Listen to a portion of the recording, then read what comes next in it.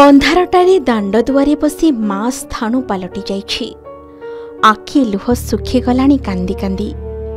पुओ सकाळु फोन करी कहिथिला, माँ मु आसिले आमे मिशी पार्टी ऑफिस को जिबा। प्रधानमंत्री आसुछंती तांकु देखिबा। पुओर एतिकी फोन शेष फोन थिला।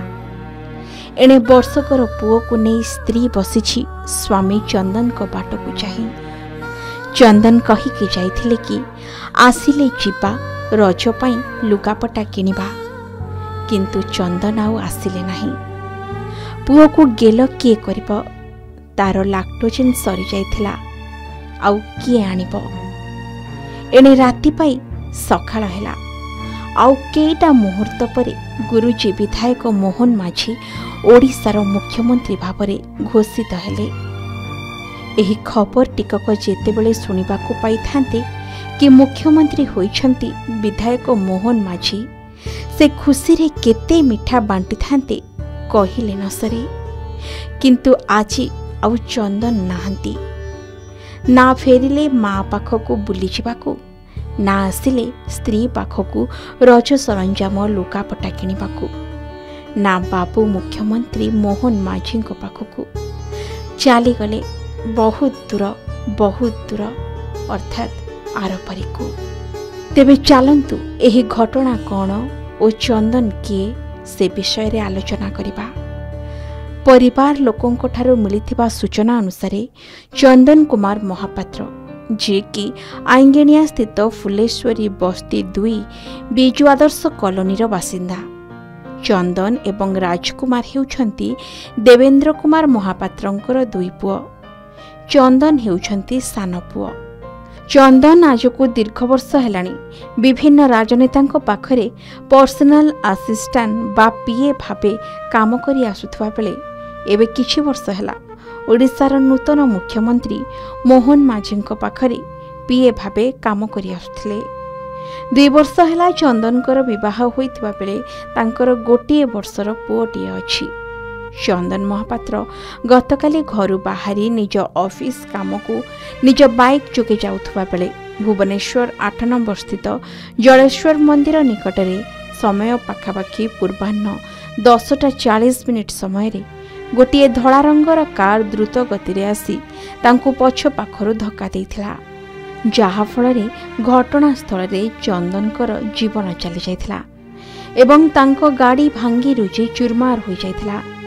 खाली एतिकी नुहे, कारटी अन्य एक कार सहित पाखापाखि 2टी बाइक को धक्का देइथिला। फଳରେ दुर्घटनार शिकार होइथिबा एमाने सबो गुरुतर आहत होई हॉस्पिटल रे चिकित्सित हेउछंती। तेबे एभली एक घटना परे सब व्यवच्छेद पाई चंदन को मृत शरीर को निया जाइथिला कैपिटल हॉस्पिटल परिसर को। आउ सेठारे जाई पहुंचीथिले वर्तमान रो मुख्यमंत्री मोहन माझी। सेठारे पहुंची से चंदन को परिवार को समवेदना जणाइबा सहित घटना संपर्क रे पचारि बुझिथिले।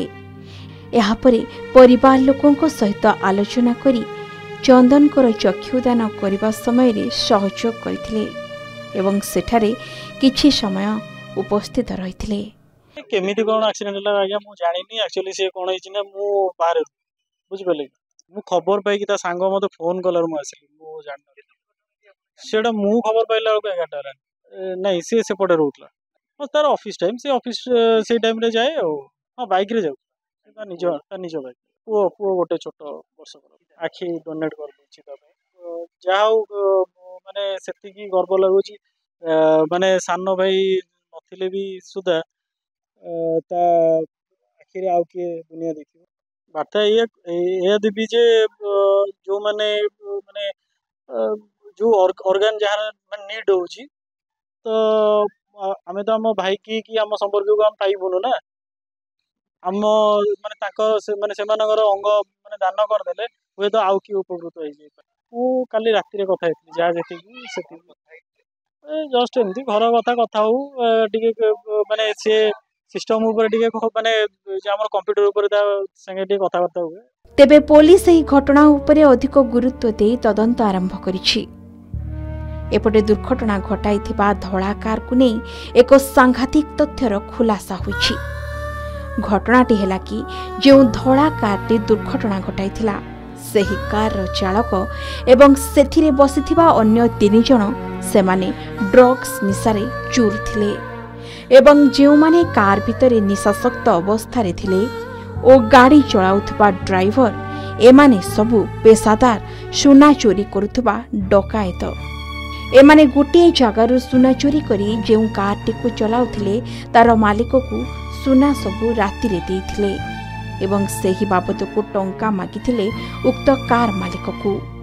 କିନ୍ତୁ କାର ମାଲିକ ଟଙ୍କା ନ ଦେବାରୁ ସେମାନେ ମାଲିକ ଠାରୁ ତାର କାରଟିକୁ ଛଡ଼ାଇ ଆଣି ଭୁବନେଶ୍ୱର ରାସ୍ତା ଦେଇ ଯାଉଥିବା ବେଳେ ଏଭଳି ଦୁର୍ଘଟଣା ଘଟାଇଥିଲେ। ଏଭଳି ଏକ ଘଟଣା ଉପରେ ଉଚିତ ତଦନ୍ତ କରାଯାଇ ଦୃଢ଼ କାର୍ଯ୍ୟାନୁଷ୍ଠାନ ଗ୍ରହଣ କରିବାକୁ ପରିବାର ଲୋକେ ତଥା ସାଧାରଣରେ ଦାବି ଜୋର ଧରିଛି। ଏପଟେ ନିଜ ଅତି ଆପଣାର ପିଏକୁ ହରାଇ ଦୁଃଖରେ ମ୍ରିୟମାଣ ହୋଇପଡ଼ିଛନ୍ତି ନୂତନ ମୁଖ୍ୟମନ୍ତ୍ରୀ ମୋହନ ମାଝୀ। ତେବେ ଏଭଳି ଏକ ଦୁଃଖଦ ସମୟରେ ଚକ୍ଷୁଦାନ ଭଳି ଏମିତି ମହାନ କାମ ପରିବାର ଲୋକେ କରିଥିବାରୁ କେ ନ୍ୟୁଜ୍ ତରଫରୁ ସେମାନଙ୍କୁ ଶହେ ସଲାମ। ଭୁବନେଶ୍ୱରରୁ ରାଜାଙ୍କ ରିପୋର୍ଟ, କେ ନ୍ୟୁଜ୍ ଓଡ଼ିଶା।